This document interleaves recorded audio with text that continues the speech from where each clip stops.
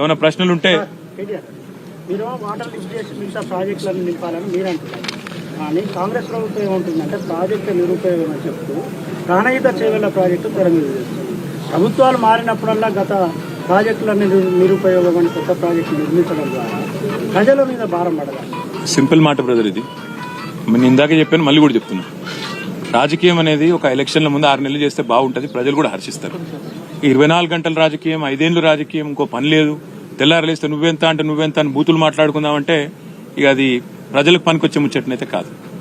ప్రపంచంలో అతిపెద్ద lift irrigation project అని నేను చెప్పడం కాదు, డిస్కవరీ ఛానల్ కూడా డిస్కవరీలు వేసి ఇగో ఇది లిఫ్టింగ్ రివర్ అంటే ఒక నదినే కేసీఆర్ గారు 80 మీటర్ల నీటి మట్టం నుంచి 618 మీటర్లు ఎత్తిపోసిండు మల్టీ స్టేజ్ ద్వారా. ఇది అద్భుతమైన ప్రాజెక్టు, ప్రపంచంలోనే అతిపెద్ద లిఫ్ట్ ఇరిగేషన్ అని డిస్కవరీ లాంటి సంస్థలు చెప్తా ఉన్నాయి. అమెరికాలో ఉండే America society for civil engineers మమ్మల్ని పిలిచి మరీ ఇంత అద్భుతమైన ప్రాజెక్టు వాళ్ళ సందర్శనకు వచ్చి చూసి అక్కడే పిలిచి మరీ అవార్డులు ఇచ్చినారు. ఒక 100 భాగాలు 100 కంపోనెంట్లు ఉండే ప్రాజెక్టులో ఒక చిన్న సమస్య మేడిగడ్డలో జరిగితే, పిల్లర్ నెంబర్ 21 బ్లాక్ 7లో చిన్న సమస్య జరిగితే ఇవాళ మేడిగడ్డ కొట్టుకపోయింది, మేడి పండు అయిందని వీళ్ళు చేసిన ప్రచారం అంతా పటాపంచలైందని ఇవాళ ప్రజలే మాట్లాడుతున్నారు. సోషల్ మీడియాలో ప్రజలే ఇవాళ స్పష్టంగా చెప్తా ఉన్నారు. ఇవాళ ఇక్కడ వచ్చిన తర్వాత లక్ష్మీ పంప్ హౌస్ లో మేము ఎస్సీ గారు, ఈ గారు, వాళ్ళ అధికారుల బృందం, డీఈలు, ఏఈలు వాళ్ళందరితో అన్ని విషయాలు తెలుసుకున్నాం. మేము ఇంజనీర్లం కాదు, వాళ్ళకి తెలుసు కదా. అడిగినాం, ప్రాజెక్టు అంతా సవ్యంగా ఉందా? ఉంది సార్ అన్నారు. నీళ్లు లిఫ్ట్ చేయవచ్చా? చేయవచ్చు. ఇప్పుడు నీళ్లు ఎంత మినిమం కెపాసిటీ, ఎన్ని క్యూసెక్కుల ఇన్ఫ్లో ఉంటే చేయొచ్చు అని అడిగితే, సార్ ఇవాళ 9,60,000 క్యూసెక్కులు ఇవాళ ఇన్ఫ్లో ఉంది, కేవలం 30,000 క్యూసెక్కులు ఉంటే చాలు పంపులు నడపొచ్చు. 30,000 ఉంటే చాలు అంటే ఎక్కడ 30,000, ఎక్కడ 9,60,000 అంటే అన్ని రకాలుగా నీళ్లు ఉన్నాయి.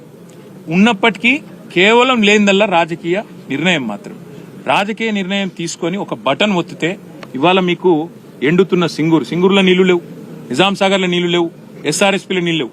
అవి కూడా నింపొచ్చు, గతంలో కట్టిన వాటిని స్థిరీకరించవచ్చు, దాని కింద ఉండే ఆయకట్టు. అదేవిధంగా కొత్తగా కట్టిన రిజర్వాయర్ మల్లన్న సాగర్, కొండపోచమ్మ సాగర్, అదేవిధంగా బస్వాపూర్, రంగనాయక సాగర్, అన్నపూర్ణ, మిడ్మానేరు, ఇవన్నిటికి వేరే ప్రత్యామ్నాయం కూడా లేదు. పైకున్న వాటికి, మిడ్మానేరు పైన ఉన్న వాటికి వేరే ప్రత్యామ్నాయం లేదు. కాబట్టి మనం చేయవలసిందల్లా ఇప్పుడు ప్రభుత్వాన్ని డిమాండ్ చేయడం. ఒకవేళ ప్రభుత్వం స్పందించకపోతే తప్పకుండా కింద పాలేరు నుంచి మొదలు పెడితే, గోదాడ నుంచి మొదలు పెడితే, సూర్యాపేట, తుంగతుర్తి, పాలకుర్తి, అదేవిధంగా మహబాదు, డోర్నకల్ నుంచి మొదలు పెడితే, వరంగల్ జిల్లా నుంచి హుజురాబాద్, హుస్నాబాద్, ఈ పైన ఉండే గజ్వేలు, భువనగిరి నుంచి మొదలు పెడితే ఇక్కడ దాకా ఉండే రైతులు అందరినీ కూడగట్టుకుని వస్తాం.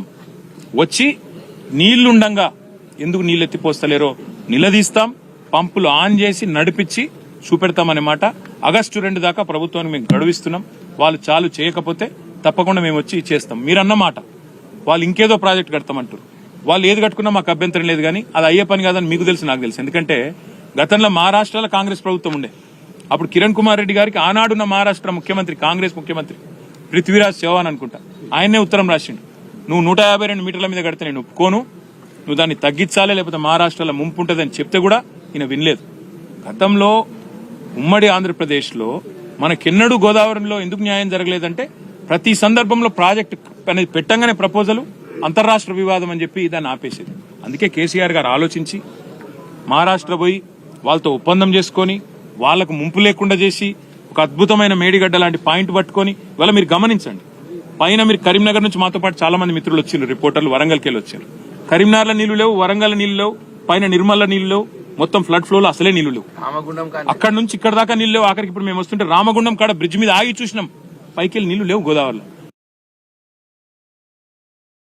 మేడిగడ్డ కాడ అద్భుతంగా ఇవాళ 10 లక్షల క్యూసెక్ల నీళ్లు ఒక వరదలాగా కిందికి ఉగ్ర రూపంతో పోతా ఉంది. అందుకే మేము అనేది నీళ్లున్నాయి, లేనిది రాజకీయ సంకల్పం. సిస్టమ్ మొత్తం కేసీఆర్ తయారు చేసి పెట్టిండు.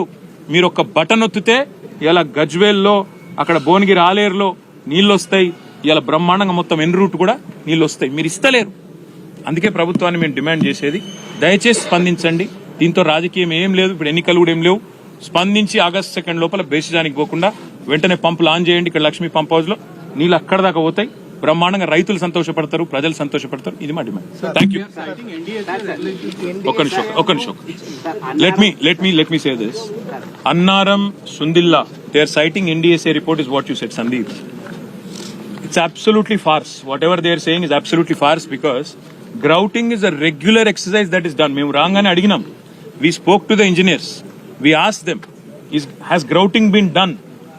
ఇప్పుడు కాదు సార్, ఇది వరకు కూడా చేశాము, కొత్తదేం కాదు ఇది. ఎన్డీఎస్ఏ లేనప్పుడు జరిగింది, రెగ్యులర్ గా అన్నిట్లో జరుగుతుంది సార్. ఇది పెద్ద ఇష్యూయే కాదు, రొటీన్ మెయింటెనెన్స్. అది 2020లో కూడా చేసినాము. ఇదంతా వీళ్ళు చెప్పేది ఫార్సు, ఎన్డీఎస్ఏ ఫార్సు, ఇవన్నీ ఫార్సు. కేవలం చేసే ఉద్దేశం లేదు. ఎందుకు లేదు? ఎందుకు లేదంటే సింపుల్ బ్రదర్, దొంగకు తేలు గుట్టింది. ఇన్ని రోజులు కాళేశ్వరం బేకార్ అన్నారు, ఇలా నీళ్లున్నాయి, బటన్ నొక్కితే కేసీఆర్ పేరు వస్తుంది. ఏమైందిరా నిన్నటిదాకా నడవదన్నారు, ఇప్పుడు నడుస్తుందని చెప్పి ప్రజలు నిలదీస్తారు. ఏం చేయాలి మరి? దొంగకు తేలు గుట్టింది కాబట్టి ఏం చేయాలో అర్థమైతలేదు. ఇక ముఖం లేదు చెప్పేటందుకు. కాళేశ్వరం బ్రహ్మాండంగా ఉంది, ఏం కాలేదు అని చెప్పుకుని ఒప్పుకుందామంటేనేమో నిన్నటిదాకా ముఖ్యమంత్రి మాట్లాడిన మాటలు, ప్రభుత్వం మాట్లాడిన మాటలు ఫార్సు, బోగసు అని వాళ్లే అన్యాపదేశంగా ఒప్పుకున్నట్టు అవుతుంది. ముఖం లేక తేలుగుట్టిన దొంగల లెక్క ఇవాళ వీళ్ళు తప్పించుకునే ప్రయత్నం చేస్తున్నారు ఎన్డీఎస్ఏని అడ్డం పెట్టుకుని. ఇప్పుడు జగదీష్ రెడ్డి గారు కరెక్ట్గా చెప్పారు, ఇలా రెండు పార్టీలు దోషులే. వీళ్ళేమో ఇక్కడ ఉన్నోళ్ళేమో కాళేశ్వరాన్ని బద్నాం చేసి, కేసీఆర్ ను బద్నాం చేసి రాజకీయంగా ప్రయోజనం పొందాలని వీళ్ళ చిల్లర ప్రయత్నం. వాళ్ళేమో రాజకీయాల్లో ఉపయోగపడుతుంది, ఎలక్షన్లో ఉపయోగపడుతుంది అని చెప్పి ఎలక్షన్ల ముందు ఎన్డీఎస్ఏ అనే సంస్థతో వాళ్ళు ఒక రిపోర్ట్ వారేసి, వాళ్ళు మన ఇక్కడికి అసలు రాలేదు, నీళ్ళలో కనీసం దిగలేదు, నీళ్ళలో పోలే, కిందికి పోలే, కనీసం ముట్టలే, చూడలే, ఓ రిపోర్ట్ వారేసి పోయినరు. ఎందుకు? బదనాం చేయాలి. ఇంకొక మాట అడుగుతున్నా బ్రదర్, వేరే కాడ ప్రాజెక్టులలో అక్కడ ఇక్కడ చిన్న చిన్న సమస్యలు వస్తే ఇప్పటిదాకా 5 ఏళ్ల పాటు ఒక రిపోర్ట్ రాదు. పోలవరం డ్యామ్ కొట్టకపోతే 5 ఏళ్ళు ఎన్డీఎస్ఏ రిపోర్ట్ ఇయ్యలే.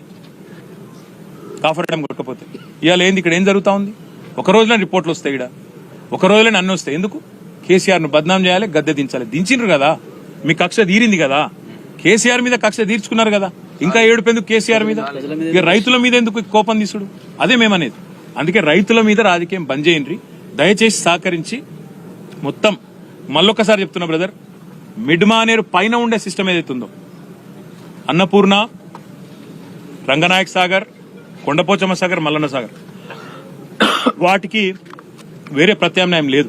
ఇది ఒకటే 75-80 టీఎంసీల నీళ్లు, అంటే దాదాపు 10-12 లక్షల ఎకరాలకు నీళ్లు ఇచ్చే అవకాశం ఉండగా ఇవ్వకపోవడం అంటే దిస్ ఇస్ క్రిమినల్ నెగ్లిజెన్స్.